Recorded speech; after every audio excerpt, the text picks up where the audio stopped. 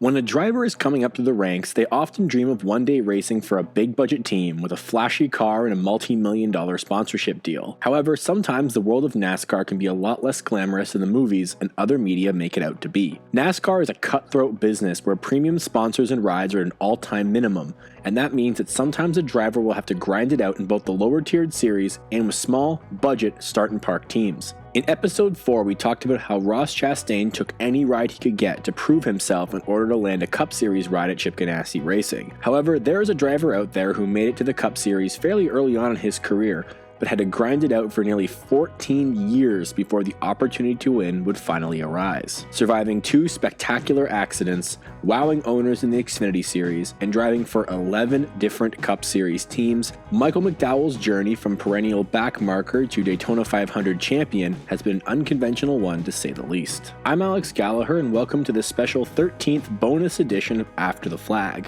where we will be looking at the journey of 2021 Daytona 500 champion Michael McDowell from his humble beginnings in ARCA to winning on NASCAR's biggest stage. While this video is not the 200 subscriber special, consider this a bonus video as a thank you for everyone who has helped supported me and the channel. And in other exciting news, After the Flag is very excited to announce our first ever channel sponsor. The great folks at Plan B Sales and Circle B Diecasts have chosen me to be part of their affiliate program. This has allowed me to offer a very special deal to my American viewers. Using code ATF21 at checkout, you will receive free shipping on any order over $20 within the United States. Unfortunately, this does not extend to my international viewers, and I do apologize for that. But for my American viewers, use code ATF21 for free shipping on all orders over $20. I will receive a small commission on any orders placed using my promo code. Thank you so much to Plan B Sales and Circle B Diecast for the opportunity and allowing me to bring this deal to you guys.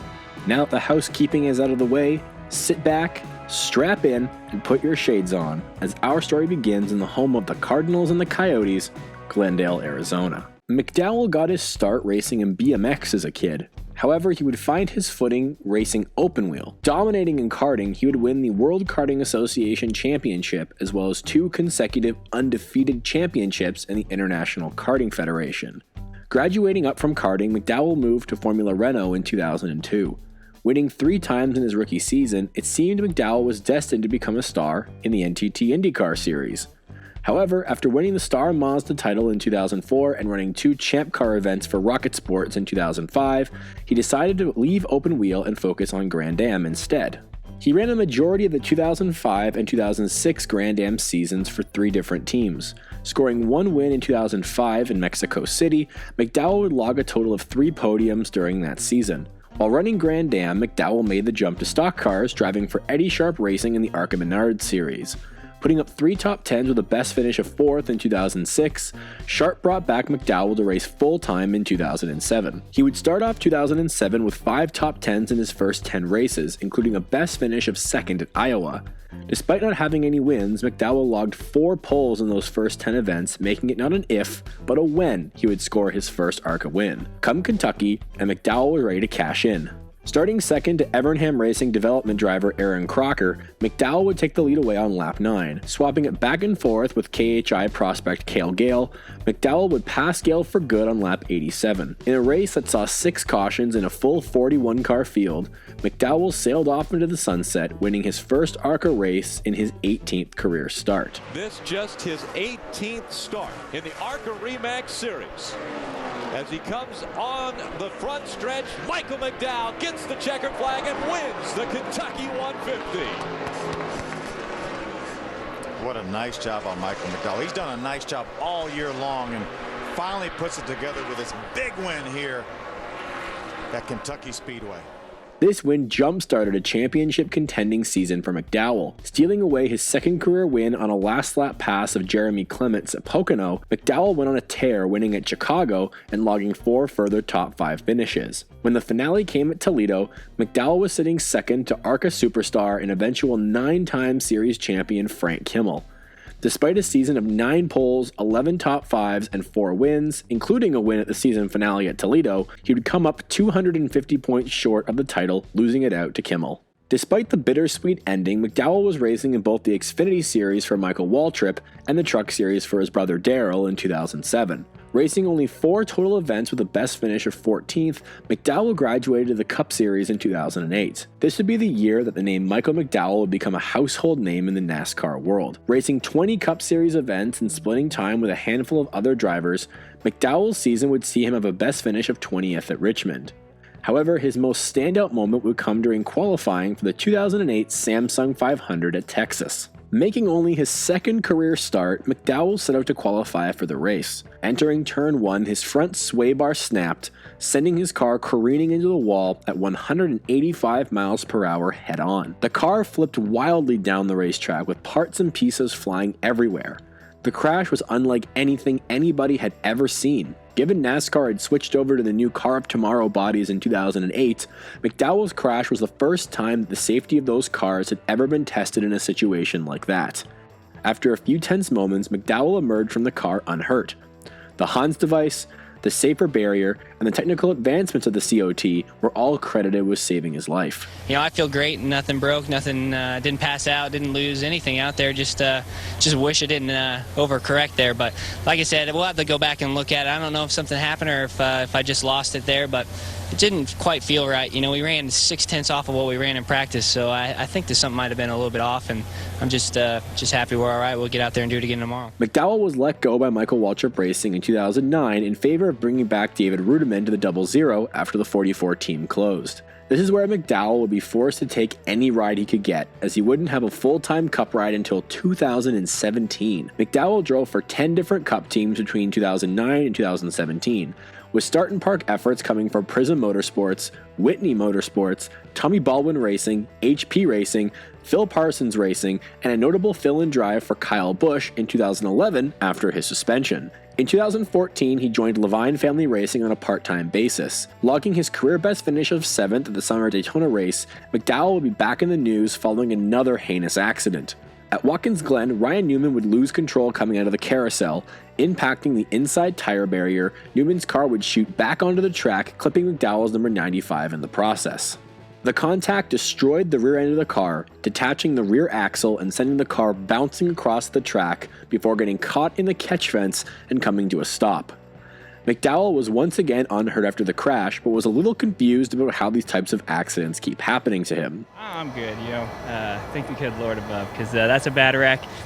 It seems like when I do it, they're usually fairly big, so I'm not really sure what happened. I saw the 16 get a little wide and then the 39 come back across the track, and I didn't really have time to, adjust or move. I just tried not to hit Ryan in the door there, and that was pretty much it. I was along for the ride, but, we had a good K-Love car today, and we were a little bit off on strategy there, and it was going to work out. It was going to cycle out, but, glad to walk away from it. I'm very thankful, feel blessed, and going to stay positive, encouraging Caleb. So he would spend the next 4 seasons with Levine, transitioning from a Ford team to a Chevy team in 2016 after RCR and Circle Sport purchased a stake in the organization. Splitting the ride with Ty Dillon as part of the deal, McDowell would finally go on to score his first NASCAR victory. You see, in the Xfinity Series, Michael McDowell ran for a multitude of teams. He would get his first taste of full-time NASCAR racing in 2010 when he raced full-time in the series for McDonald Motorsports. As previously in 2009, he had split the season between JTG Daugherty, Whitney Motorsports, and McDonald Motorsports. McDowell went on to be a super sub, driving for big teams like Team Penske and Joe Gibbs, logging a total of 13 top 10 finishes and a best finish of 2nd. However, RCR decided to enter McDowell in the number 2 Rheem Chevrolet for the 2016 Road America 180. Being from a road racing background, the match seemed like a dream for McDowell. Starting the race 2nd, McDowell battled with the likes of Canadian star Alex Tagliani and his own RCR teammate and 2014 Road America winner Brendan Gaughan. Leading on and off throughout the day, McDowell took the lead away from Eric Jones on lap 29 after the race restarted following a brief rain delay. Leading the final 20 laps, McDowell would see his first NASCAR victory after being in the sport for nearly a decade. That is 14 there. Will McDowell hit it well? He does. He's not going to get him. Michael McDowell, a bridesmaid so many times, will be the winner today at Road America.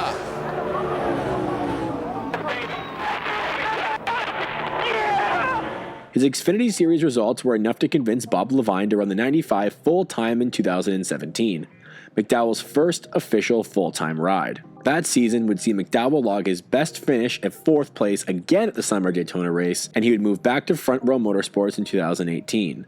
McDowell finally had some stability with his first big budget sponsor, Love's Travel Stops, adorning the car for most of the season. During his first 3 seasons at Front Row, he would see a best finish of 5th coming twice, once at the 2019 Daytona 500 and once at the fall 2019 Talladega race. Returning to the 34 in 2021, McDowell looked to make an impact, and boy, did he make one. Despite being known for his 2 heinous accidents at Texas and Watkins Glen, McDowell was finally going to etch his name into the NASCAR history books. Starting the Daytona 500 17th, McDowell suffered some damage after being collected in a lap 15 pileup. Following the 5-hour and 40-minute rain delay, the damage was repaired and he was back out on the racetrack. Staying up front with the leaders all day, McDowell was 3rd heading into turn 3 on the final lap. Contact from Brad Keselowski sent Joey Logano spinning. McDowell held his line to avoid both spinning Penske Fords.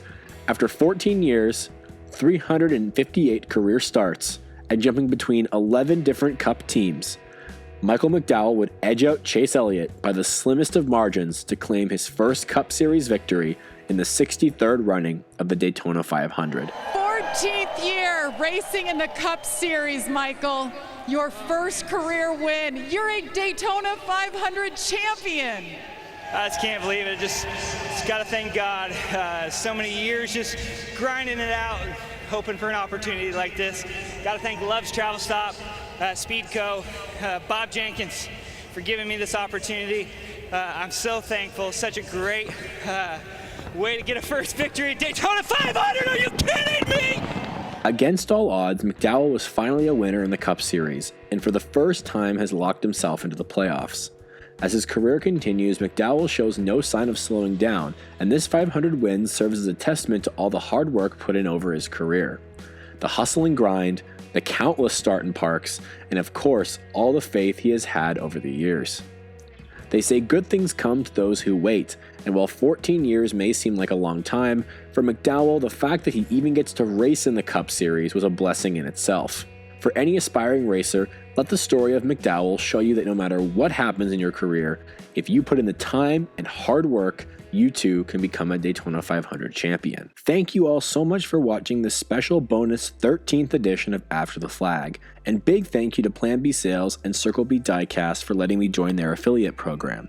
I will also leave the link to my promo code in the description below just in case anyone might have missed it during the video. I'd like to thank all of our frontline workers for all their continued hard work during this pandemic, and I urge everyone to do their part so hopefully we can go back to the racetrack in full force very soon. I'm Alex Gallagher, thank you so much for watching, and I'll see you again for my 200 subscriber special very soon.